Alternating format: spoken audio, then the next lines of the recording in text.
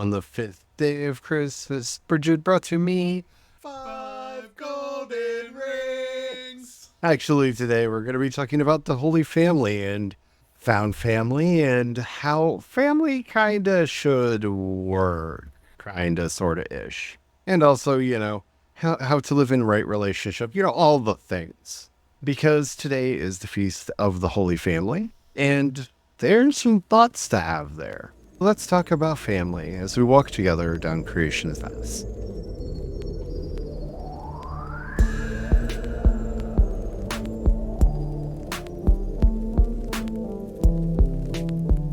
Hello, everyone. My name is Charlie. I am a Christo-Pagan Druid and priest of Bridget. Hello, everyone. My name is Brian. I'm a Christo-Pagan Druid and sous chef to the Dante. I just couldn't resist the 5 golden rings. It's the one line everybody loves to say. Yeah. And if you've been following us through the 12 days of Christmas, I wonder how many people were ready for it and then actually sang along. It feels right for the season. You know what I'm saying? Today we're going to be talking about the Holy Family, found family, and just doing what's right in this world by others. Or before we get into it, don't forget to like, subscribe, follow, whatever the terminology happens to be on whatever app you're listening to us on. It really does help us out. And plus, we do original Christo-Pagan and Druid episodes 5 days a week, Monday through Friday, except for right now where we're doing the full 12 days of Christmas. So you'll be getting an episode every day. And you don't want to miss anything. So we got a lot of fun stuff going. All right, let's just get into it. Family. The curse of the holiday season. Now that you've had 4 days to recuperate for those that had to endure family on Christmas. So family is a really weird concept when you think about it, especially the way we do it now. I want to stress that because it's important to remember that our modern idea of family is not all that old. In fact, it wasn't until the Victorian era that women started actually staying home to take care of the kids. That wasn't a thing. Women worked. They had jobs. They had their own businesses. They were typically outside the house unless you were ultra rich.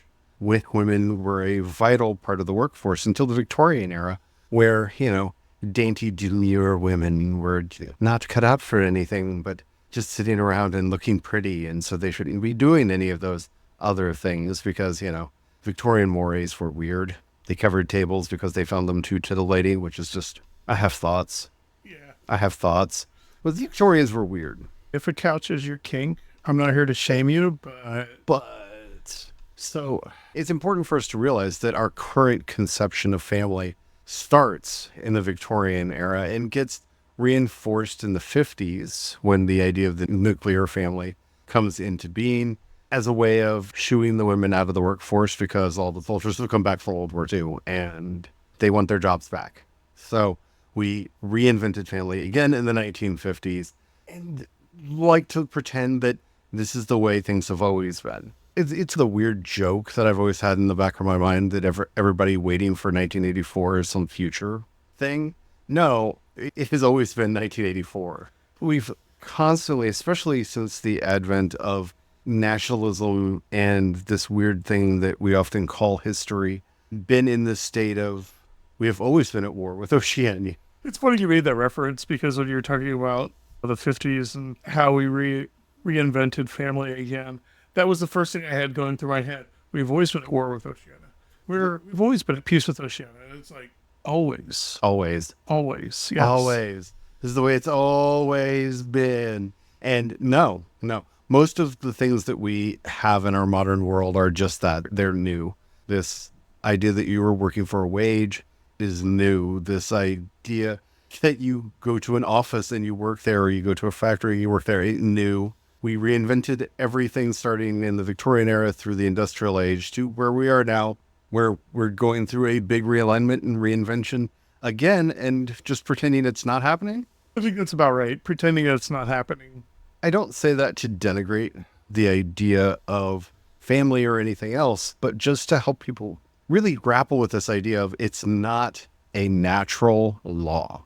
We like to pretend that it is, but the closest thing we have to what a human family is a large, clannish, extended family that lived together, often in the same house, in the same neighborhood or same region, and communally took care of each other. Yeah, because I was going to point out, in the States, this whole family is the kids are there, and then when they're 18, we kick them out of the house, they go get their own house, was capitalism. They were trying to sell houses in the United States and got everyone to buy into this idea of that grandma and grandpa has their house, the parents have their house, the kids have their house, because then that's three more houses sold instead of one with the whole family living under the same roof. And that's not just capitalism, that's the suburbanization Yeah. that took place, again, starting in the 1950s, where people were buying up parcels of land and needed to convince people that everyone needed to have their own house. If you don't understand this, start looking at how other cultures define family. We all have slightly different definitions. We all have slightly different roles that are given to each of these points. And this is really why a lot of folk struggle against the well-established reality that so much of what we take for granted as natural or normal is socially constructed.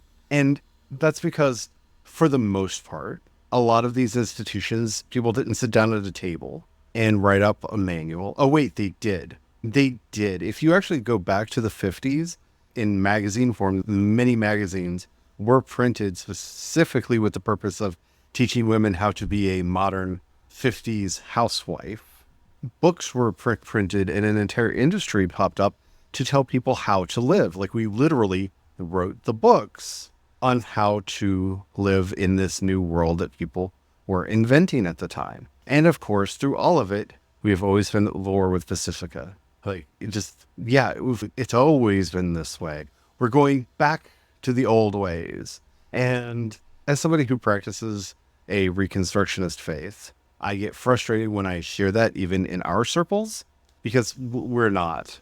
I have never sacrificed a pig or an ox or a bull or anything. Yeah. If we're talking about the old way, it's just like, you got to bring the sheep in and you say the prayers and you cut things just right. I'm not doing that. And most of us aren't either. I know there are some groups that are interested in doing that. And I have questions, but that's for another episode altogether. Things change. That is the nature of everything. And everything exists in a fluid state, malleable, and able to be changed. And one of the things that is changing a lot, especially right now, is we're going back to older ideas for what family is and reinvigorating them. Found family is not new. This idea that familial relations are something that can be gifted is not new.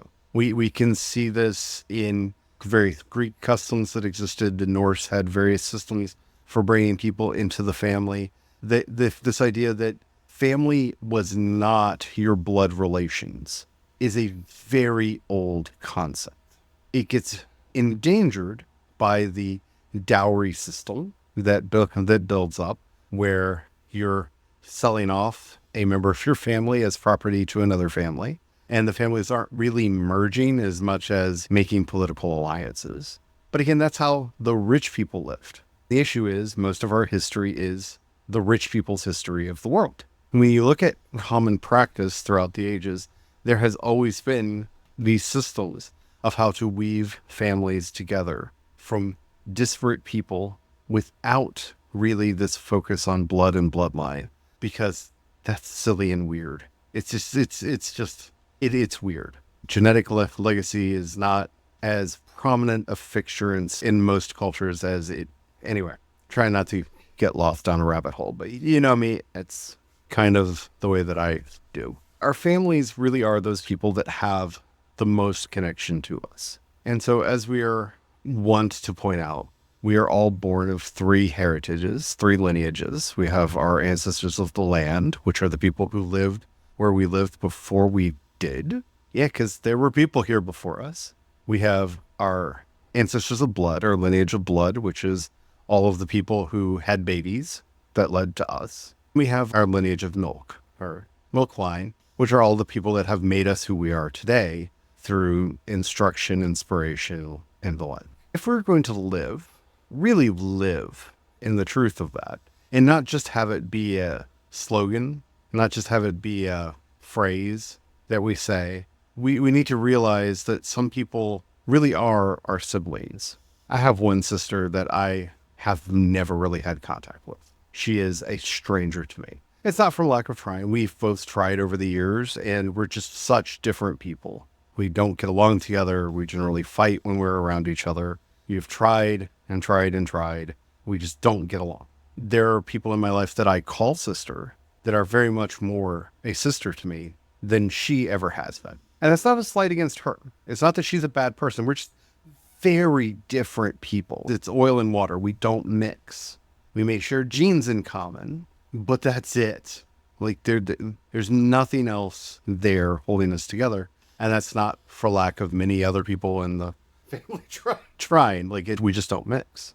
But it's not a euphemism when I call those other people my siblings, my sisters, my brothers, my siblings. We have those relations with each other.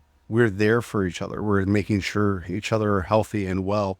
We're raising money for each other and trying to help each other out when times are rough. We are doing all the things that families should for one another. Those connections are real. And those connections really are how we should define family. I've been very open about how I have one grandparent who is not my grandfather. Yeah, he participated in the conception and birth of one of my parents, but I have nothing but trauma and horrific memories of this man. I don't have to celebrate him as a part of my family. And y'all don't either. When we're thinking about found family, when we're thinking about especially the Holy Family, as much as people want to have their opinions about Mary, Joseph, and Jesus, Joseph's just there. Like if we're just looking at the stories on face value, right? We're not going to dig in. We're not going to do any of our theory crafting over, how Jesus was conceived, or we read the story as written. Joseph's just there. Jesus tells Joseph to his face, "Oh, I had to be about my father's business," talking about God, like to Joseph's face. Precocious little child, which I love the precocious child Jesus stories. But he tells him to his face, right? Jesus himself says, "Who is my mother?" But the one who, is supportive, who hears and does and is working for peace, justice, and compassion, who's doing the work. That is my mother, my sibling, my brother. Those are my family. Those who are actually out here trying to make life better, my life better, everyone's life's better. Those are my family. On top of that, he even, when going back to his homeland, visiting with biological family members, there was that lament about not being welcomed in their own home. Yeah. Now, it's important to note where people always say that Jesus was rejected by his family. Mary was there in every important event in Jesus's life, so it's hard to accept the idea that she was not supportive of her son. Also, 3 of his siblings were amongst his apostles. Yeah. So this is why I like to bring that up, because it is in support of this whole found family. Yeah. Being the important family, the biological family members, the ones that shared blood with Jesus, because even if they were cousins or something, they're still, genetically speaking, closest to Jesus's genes, sharing of Joseph and Mary. And not all of them were family. This is going to be a hard time of year for a lot of people because there is such an emphasis on that very, very new, very young idea of the nuclear family, of you having to have a good relationship with your parents and maybe your siblings. And those relationships may be fraught. They may be filled with trauma. There may be a lot of reasons that you are not close to those people. But there's this pressure that that's what this time of year is for. And it's, yes, time to be with your family, but who your family actually is. And being around those people that are there nurturing you and nourishing you and helping you through your life. Like, you know who your friends and family are when something bad happens to you, because people disappear. When I had a very rough patch quite a few years ago, almost all of my friends disappeared. All the people that I thought were friends disappeared. I stopped talking to me through that. Most of my blood relatives did also. They just went away. But a few didn't. They were there. They were helpful. They helped me get through those dark times. That's how you know who those people are. We have this weird idea that adversity is what brings us together. I don't think that adversity so much is what brings us together as it's the sorting hat. It's the thing that you realize what's left after going through the sieve, right? It is that way of sorting through and finding out who are the people that are actually there for you at the end of the day. Because all relationships are work, all relationships are effort, all relationships require us to, how are you saying it earlier today? Use the 5 ring. Right? Yeah. Yep. And that's the thing too, is knowing working with magic is working with those subtle energies, knowing that yes, the subtle energies are driving people to want to reconnect. So it's not an inappropriate time to also use those energies in this time to reach out to somebody that maybe was difficult, but it's not doing that heedlessly. It's doing it in a mindful manner. It's going, okay, I I know our past. I'm gonna try this again. Maybe even going only 15 minutes or only 30 minutes. As you said before, you may have to set certain parameters and trying it to see if things are different. But once again, you're going through that process. You go out, you test it, you gather, you go through Use the the 5 rings. You use the 5 rings, the 5 powers with right faith. You're hoping for something good. So you set up the meeting, the visit. Oh, let's go hang out. Then you go and you hang out. That's the effort. You put in the effort. You've reached out. You've also set up a time. You meet, you hang out, maybe in a neutral place, maybe going out to a restaurant or something more public, because sometimes you need that buffer. sometimes you need that buffer if it's a particularly difficult situation. And then with right mindfulness, you gather the data, the feedback, you collect, you observe as you're going through that visitation. You're making little mental notes. And then afterwards, that right concentration, you sit down with all of that. You go through it, weed out what's correlation, what's causation. What's true, what's falsehood. And in the end, you end up. In the end, you end up at wisdom. And you find out, is this somebody who can be brought back into your found family? Or is this somebody that still needs to be left at a distance? And sometimes it's hard because I would love to have closer ties to a couple of my siblings. But like I said, we're oil and water. We just don't get along. And for those of you out there that are going, well, you just need an emulsifier. Yes, emulsifier will bring oil and water together. That is what I'm talking about with the subtle magics of this season. That could be the emulsifier to bring them together. But guess what? They still will separate back out. The only way to truly force them to stay together is stabilizers. And it takes lots of stabilizers. And that's forced. That's not natural. And that's the work of this season. We've talked about taking care of the innocents, and we've talked about so much already. But looking at this world, family are those people that you will always be around. And it's not because of obligation. I'm going to say this right now. Obligation is the worst reason to be in a relationship with someone. There's no love in obligation. There's no love in duty. I'm one of those people that I view filial piety as a weird kind of idolatrous devotion that can corrupt a relationship. Because if you're just being around somebody because you have to, no matter what your relationship actually is like, you have off the bat defined it as a burden. It's a have to. It's a must. It is a series of to-dos that you have to focus on. You have to do this, and then you have to do that, and then you have to do this, and then you have to do that. And you have to always be making sure that you're ticking those boxes. Maybe it's just me. I see this in other people that have those kinds of relationships with their family. That's how you breed resentment. When you have to be a certain way, when you have to change everything about yourself to be around someone, that there's no mutuality in that relationship. That's a toxic relationship. We have to take care of ourselves, and we have to take care of those that we can. But you have to remember, when you're on the plane and they're giving you all of the instructions that nobody pays attention to, the wisest and most important thing that they tell you is, should you be in a situation where the air masks drop down, put yours on first before trying to put it on anyone else. Because if you black out, you're no use to anyone. You just went from being part of the solution to part of the problem. This is very important in this time of year to remember, put that mask on yourself. It is not selfish to take care of your own health, physical, mental, or emotional. Because if you go down, you went down.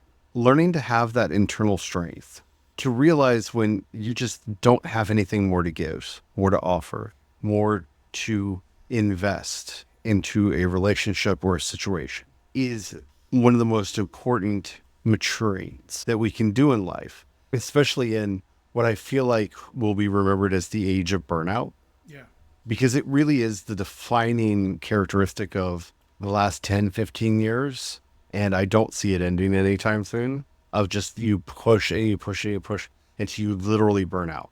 And you possibly have to be hospitalized for fatigue. Maybe they called it something different or covered it up when I was a kid. I don't remember people being hospitalized for fatigue when I was younger. Right? Again, maybe they called it something different. Maybe they covered it up. But people are just running themselves beyond empty and getting to a point where they just don't, literally do not have anything left to give. To the point where they need to be hospitalized so they can get rehydrated, get their nutrient levels back up, get themselves fixed. That is not beneficial to anyone. If we're going to take care of our families, found, blood, whatever, we have to take care of ourselves. We have to make sure that we are able to have the energy, the strength, the presence of mind to do the things that we need to do. I like to think of it in terms of, what surplus resources you have. It starts with your own energy levels, your own mental capacity for processing. If you have surplus, that's great. You can give that, and that's wonderful to give.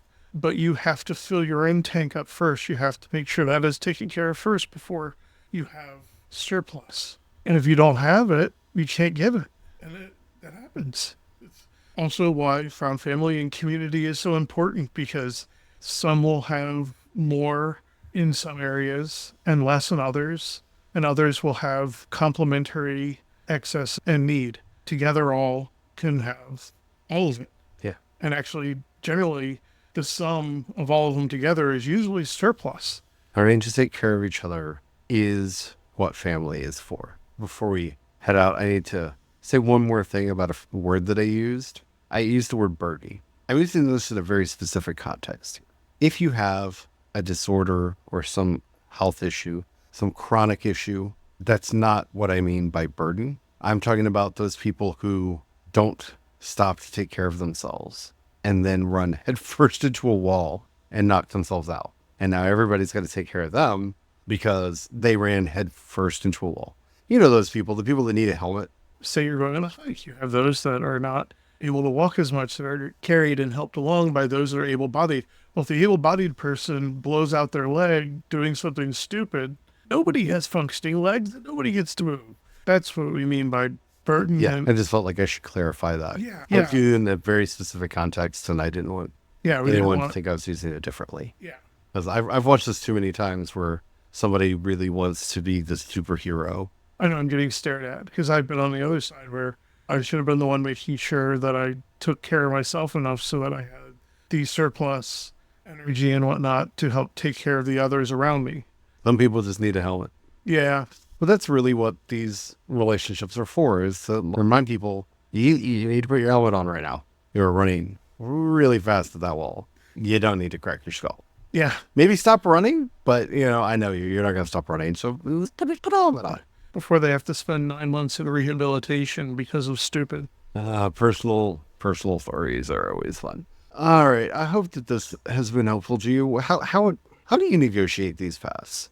Because I know it's hard for some people to cut various family members out of their lives that are toxic and harmful. Though I think that this year, it seems to be a much more prevalent thing that it's happening. I think some others got taken to the breaking point and went, yeah, this should have happened a long time ago. It went to it. The only reason was obligation, and obligation is not a good reason. It's literally one of the temptations of the Buddha. Yeah, obligation. You should do your social duty. Don't you understand what society requires of you? Literally one of the 3 temptations of the Buddha that he had to overcome to get to enlightenment. And yeah, it's a hard temptation. It's a very hard temptation. And I also don't want anybody to think that either one of us is perfect. It's like, it is a struggle. And if you're on the struggle bus, welcome to the club. Like, it is a hard thing to figure out your way through. But more than anything, I just want to make sure that you know that you're not alone. We're all kind of struggling with these questions, and we're looking for answers. I would love to know in the comments, like, how do you deal with these issues when they crop up? How do you make sure that you have your own reserves of energy? How do you make sure that you're not overextending yourself to the point where you're burned out? I would love to know. Let me know in the comments. If you're listening to us On YouTube or Spotify, you can leave a comment right there. If you're listening to us anywhere else, even if they say you can leave a comment, they won't let us know. So you can leave a comment there because engagement is magic, but then head over to creationspaths.com, click on chat, and you can leave a comment there. We will see it. While you're there, if you happen to have a few dollars, you can pass our way. You can think about joining the membership. We have monthly and annual memberships available over there. You can also support us on Patreon and Ko-fi. I have CE Dorset on both. And for those of you who don't have any money, that's fine. Or just don't feel like giving, that's fine too. But if you know somebody who you think might enjoy any of the things that we're doing, please share it with them. That helps us out more than you possibly know. And as we are heading out, oh, Blessed Mary, Mother of us all, who has collected us all in her family, help us to see and to discern how we can be of most use through our family and how we can build and make it as strong as we can. We can set the borders up just right so that only those that are blessings to the sheepfold are allowed in, and to keep the wolves far at bay. Amen. Amen. And a partridge in a pear tree.